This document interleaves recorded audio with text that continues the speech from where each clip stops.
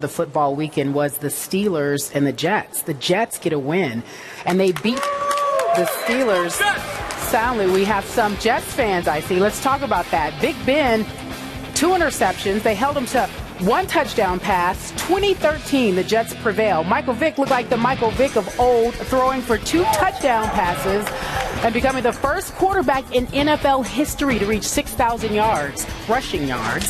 The Jets are now 2-8 on the season.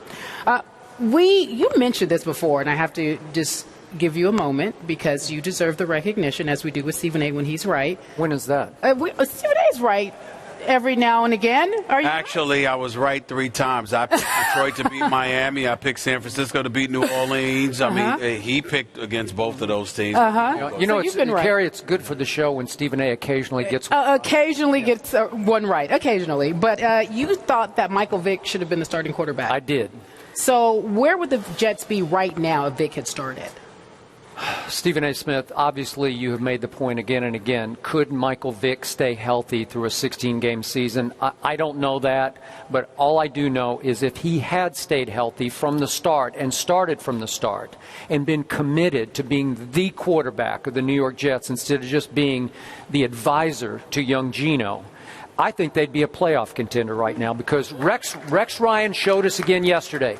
He may not be the best head coach. I think he's the best defensive coordinator in all of football, including Bill Belichick. And that's a big confession for me to make. But listen, Rex can coach defense, and a lot of times he's coaching it with smoke and mirrors. They threw that kid in there, Jaquan Jarrett, yesterday for Calvin Pryor at safety, and all of a sudden he took the game over. A couple of picks, a sack, and a fumble recovery. He was everywhere. So, bully for Rex. But Michael Vick, early in that game, showed us great old days flashes of Michael Vick, maybe even Atlanta Vick. That bomb he threw to DJ Graham, it was a thing of old, classic beauty.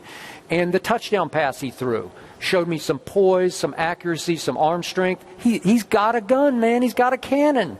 And he ran a little bit. The numbers weren't great, 8 for 39, and he threw for 132 yards.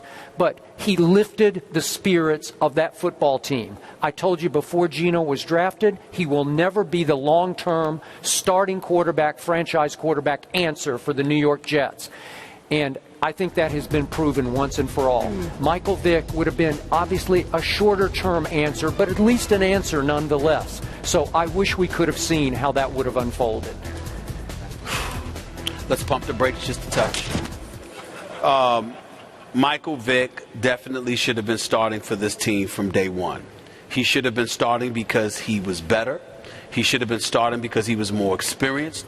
He should have been starting because the roster around him just wasn't that impressive. John Idzik, who should also be unemployed as a general manager at the end of this season, his definition of a number 1 receiver was Eric Decker. Now, you know what my line is about Eric Decker. He played for Denver last year. We were told he was at the Super Bowl. We saw him give an interview prior to the game. We saw a quote or a tweet after the game. But with the exception of 1 reception for 6 yards over the course of 60 minutes in the Super Bowl, we couldn't find him. And so as a result of that, that's your definition of a number 1 receiver? I ain't buying it.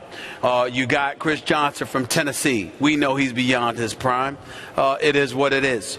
And so if you know that you have limited resources to work with, then you've got to put somebody up in there with the versatile skills that can make things happen and, more importantly, give guys a reason to be confident. Now, Michael Vick, at 34 years of age, hasn't won a playoff game in 10 years, really hasn't done what we anticipated he would do, but we know how electrifying he can be with his feet, if nothing else. And he does have a rifle for an arm. So I definitely think that if you looked at him, he's a better option than Geno. But with the Jets being 2-8, let's look at the schedule, Skip. Yeah, they already beat Oakland to open the season. Would they have lost to Green Bay with Michael Vick? Yep. Would they have lost to Chicago? Probably not. They might have won that game, and that's where that third victory comes in. Detroit, they would have lost. San Diego, they would have lost. Denver, they would have lost. New England, they would have lost. Buffalo, I still contend. Michael Vick played that game, they lost. Michael Vick played against Kansas City, they lost. So I think that if Michael Vick had been your starting quarterback, you would have been good for one more victory than you have right now. Not because of Michael Vick, but because of the talent that they have around him. It's really that simple.